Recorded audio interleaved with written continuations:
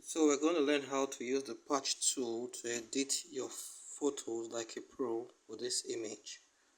First, you duplicate the layer, then you pick your patch tool from the toolbar, then you select the blemish like this.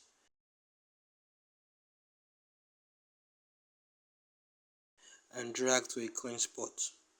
You repeat this process on all the blemishes, then this will be the result.